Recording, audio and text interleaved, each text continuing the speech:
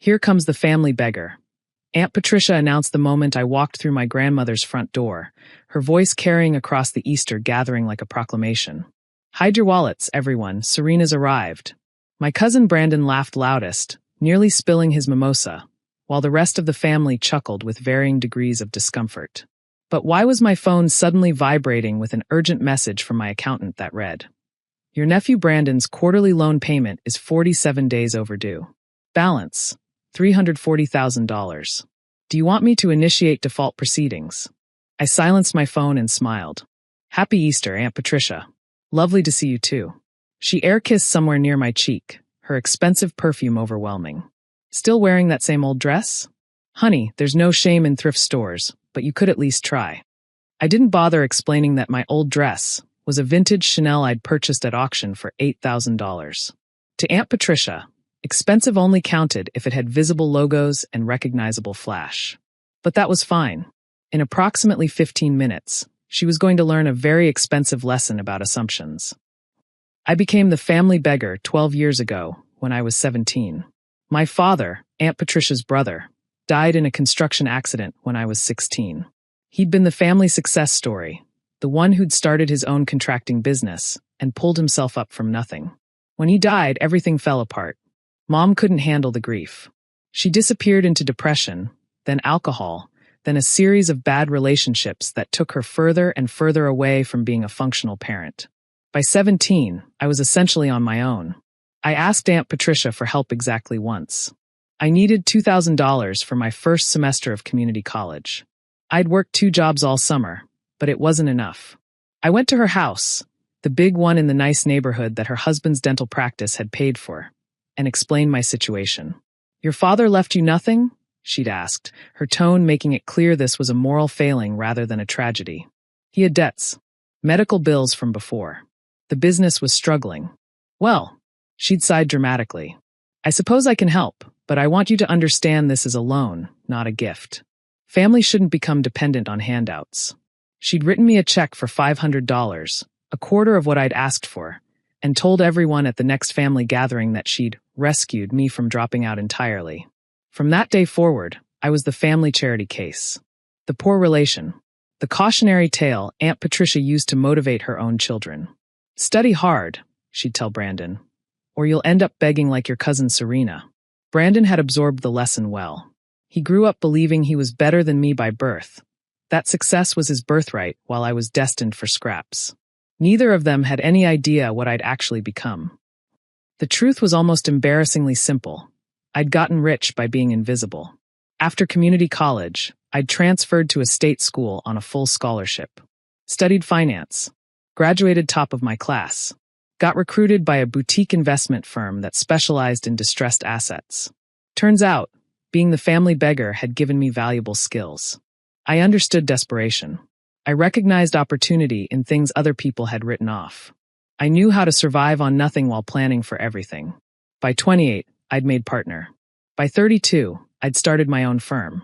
By 35, I was managing $780 million in assets and had a personal net worth of around $45 million. I kept it quiet, not because I was ashamed, but because I'd learned that wealth changed how people saw you, and I preferred to see people clearly first. I drove a modest Honda. I lived in a nice but unremarkable apartment.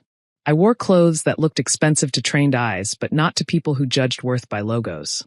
At family gatherings, I said I worked in finance, which everyone interpreted as low-level bank teller, because that fit their expectations.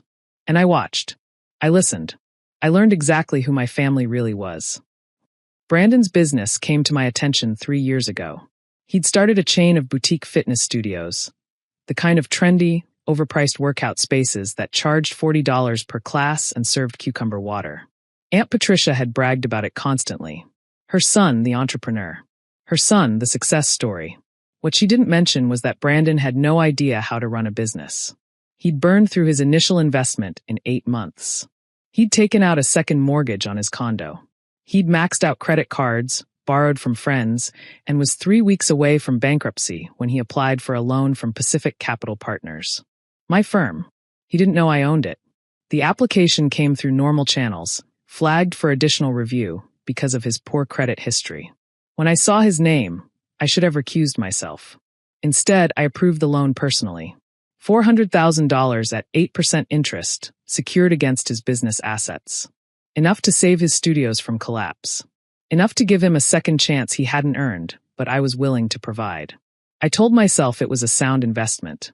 His business model was actually decent. He just needed competent financial management. With proper oversight, the studios could be profitable. But if I'm being honest, part of me wanted to see what he'd do. Whether the boy who'd laughed at the family beggar would ever develop into someone worth respecting. 3 years later, I had my answer. The Easter gathering was in full swing when my accountant's second message arrived. Confirmed, payment 47 days overdue. Third missed deadline this year. Per loan terms, you have grounds for immediate default and asset seizure. Please advise.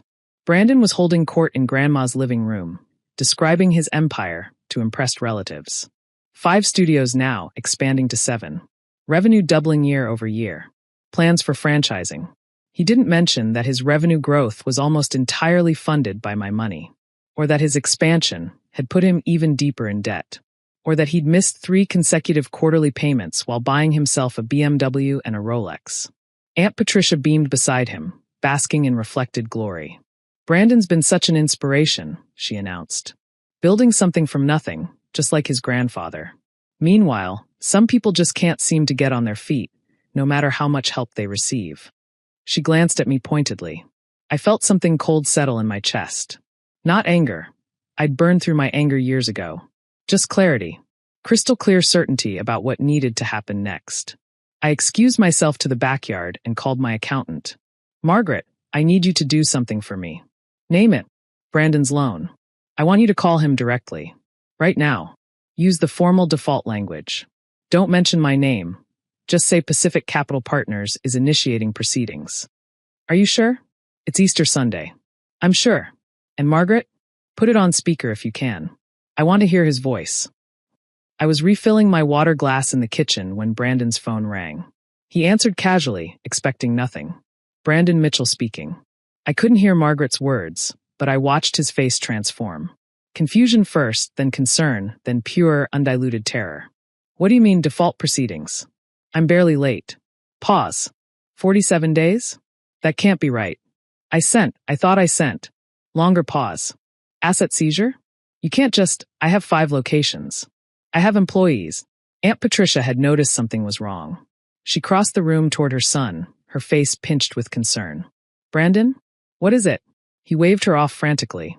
Listen, there has to be some mistake. Who's the principal at Pacific Capital? I need to speak to whoever's in charge. I can explain. Another pause. Brandon's face went gray. They won't take a call? What do you mean they won't? This is my entire business. You can't just. He lowered the phone, staring at it like it had bitten him. Mom, he said, his voice cracking. I'm in trouble. Big trouble. What kind of trouble? There's a loan. A big one. I missed some payments, and now they're saying they can take everything. A loan? From whom? Why didn't you come to me? Because you didn't have $400,000 lying around. The number hit the room like a bomb. Aunt Patricia actually staggered backward. 400, Brandon, how could you? I was growing the business. I needed capital. They offered great terms, and I thought I could handle the payments, but things got tight, and I figured they wouldn't notice. How much do you owe now? With penalties? He checked his phone. $340,000. Due in 30 days or they seize everything. Aunt Patricia's face cycled through emotions, shock, fear, and finally desperation. She turned to scan the room, mentally cataloging family members who might help. Her eyes landed on me. For one surreal moment, I saw her consider it. Asking the family beggar for $340,000. The absurdity of it flickered across her face before she dismissed it. We'll figure something out, she told Brandon. We'll talk to the bank. Get a second mortgage. Something. Your house is already mortgaged, I said quietly. Second and third. I would know. Everyone turned to look at me. How would you know that? Aunt Patricia demanded. I pulled out my phone and dialed Margaret back. Please send the loan documents to my personal email. Full file, including the original approval. Right away, Ms. Mitchell. Ms. Mitchell. My father's name. Brandon's name too, technically. We were cousins through our fathers, both Mitchells. The silence in the room was absolute. I work in finance, I said, setting my phone on the counter. I believe I mentioned that. What I may not have mentioned is that I own Pacific Capital Partners. I have for 7 years. Brandon's face went from gray to white. Your loan came across my desk 3 years ago, Brandon. Bad credit, poor business plan, no collateral worth mentioning. Any sane investor would have rejected it immediately. Then why? Because you're family. Because I thought maybe, if someone gave you a real chance, you'd grow into someone worth believing in. I shook my head slowly. I was wrong. Aunt Patricia stepped forward. Now wait just a minute. If you've had money all this time. Yes. Why didn't you say anything? Why did you let us think? Let you think what? That I was a beggar? A charity case? That I needed your help and your pity? I laughed softly. I let you think what you wanted to think. I dressed simply, drove modestly, and never mentioned my success because I wanted to see who my family really was. And I saw. Every Easter, every Christmas, every gathering where you announced my arrival like a warning. I looked at Brandon. I gave you $400,000 because I believe in second chances. I believed in you. And you spent the last 3 years buying luxury cars, designer watches, and taking vacations while missing payments on the loan that saved your business. I was going to catch up. When? With what? Your revenue is good, Brandon, but your expenses are absurd. You take a $200,000 salary from a company that barely breaks even. You expense personal dinners, vacations, your car payment. You've been treating my investment like a personal ATM. I didn't know it was your money. Does that matter? Would you have been more responsible if you'd known it was mine? Or would you have just laughed about it, the way you laughed about me being a beggar? He had no answer. I turned to Aunt Patricia. You called me the family beggar. You've called me that for 12 years, since I was a teenager grieving my father and asking for help with college. You gave me $500 and acted like a saint.